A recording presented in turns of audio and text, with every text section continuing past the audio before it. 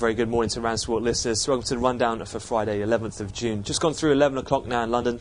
So starting off with the Asian session, for the Nikkei, we did finish higher, around 1.7%, following on from the higher close on Wall Street. Focus, though, is very much based around China, where in particular their inflation figures garnered quite a lot of attention and questioned whether indeed the economy there could be overheating and whether we could see potential rate rises from China. Inflation in terms of CPI came out at a 19-month high, and RPI was also higher than expected. However, industrial production, although still strong, was slightly shy of economists' expectations. Nevertheless, into the European session, relative risk appetite seen across the board. We did higher or open high in terms of European indices, and we remain in the green at the moment.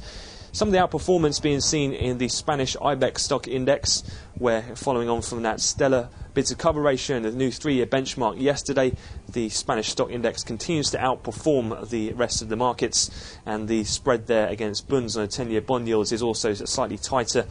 Bunds then in negative territory, given some of that upbeat commentary from also the likes of the bank in Spain, Santander, who have been upbeat in terms of their outlook for this year. Separate to that as well, in terms of other equity-related news, we've seen the latest from BP. They've had a pretty decent bounce. They're up around 7% at last check, and they're driving the FTSE into positive territory. A couple of things there of note. Firstly, in Wall Street Journal interview with Tony Hayward, he did say they are contemplating cutting or suspending the dividend, as had been rumoured earlier in the week. However, they have pretty much dismissed any talk of bankruptcy, and we've also had the likes of the Prime Minister in the UK, David Cameron, as well as various companies in the UK looking to defend BP as a country which has been politically battered by Obama and the US administration.